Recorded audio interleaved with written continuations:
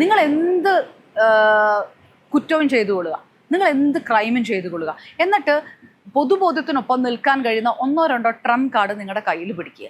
ഈ ട്രംപ് കാർഡിനെ വെച്ച് നിങ്ങൾക്ക് ഒന്നോ രണ്ടോ ഒരു ടീം ഓഡിയൻസിനെ പുറത്തിറക്കി കഴിഞ്ഞാൽ ബാക്കിയുള്ള നിങ്ങളുടെ കുറ്റങ്ങളും കുറവുകളും ക്രൈമുകളും അതെത്ര ഗൗരവകരമായിട്ടുള്ള ക്രൈമുകളും നിങ്ങൾക്ക് സബ്സിഡൈസ് ചെയ്ത് കൊണ്ടുപോകാൻ പറ്റും.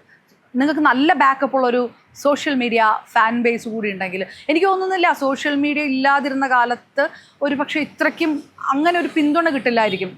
അതിന് സോഷ്യൽ മീഡിയ കുറ്റം പറയുന്നതല്ല, തിരിച്ചും ഇത് പൊളിച്ചെടുക്കുന്നത് സോഷ്യൽ മീഡിയ തന്നെയാണ്. ഇങ്ങനെ ഒന്ന് രണ്ട് ഒരു PR മാർക്കറ്റിംഗ് ഉണ്ടെങ്കിൽ നിങ്ങൾക്ക് ഈ കാര്യങ്ങൾ ചെയ്യാൻ പറ്റുമെന്നുള്ളതാണ്. പിന്നെ ചെയ്യാൻ പറ്റുന്നത് മാധ്യമങ്ങൾക്കാണ്. സ്വാധീനത്തിൽ വിടാതെ നിരന്തരം ഈ സാധനങ്ങൾ പൊളിച്ചെടുക്കേണ്ട ഒരു സിറ്റുവേഷൻ ഉണ്ട്. നല്ല ട്രെൻഡ് അല്ല. എല്ലാ ക്രൈമുകളും മറ്റേതെങ്കിലും പ്രിവിലേജിനെ പുറത്ത് മറികടക്കാമെന്നോ മറച്ചു വയ്ക്കാമെന്നോ ഒക്കെ വിചാരിക്കുന്നത് നല്ല കാര്യങ്ങളൊന്നുമല്ല. പക്ഷേ നമ്മളെപ്പോഴും പ്രതീക്ഷയുടെ പുറത്താണല്ലോ. ഇതിപ്പോൾ എനിക്കിങ്ങനെ നിന്ന് പറയാൻ പറ്റുന്നത് ഒരുപക്ഷെ പണ്ടായിരുന്നു ഇത്രയും പറഞ്ഞല്ലോ എന്ന് കരുതി മിണ്ടാതിരുന്നേനെ. ഇത്രയും പറയാൻ പറ്റുന്നത് അതും ഈ മാറുന്ന ഒരു പോസിറ്റീവ് ആയിട്ടുള്ള ഒരു കാലത്തിൻ്റെ ഭാഗമായിരിക്കും.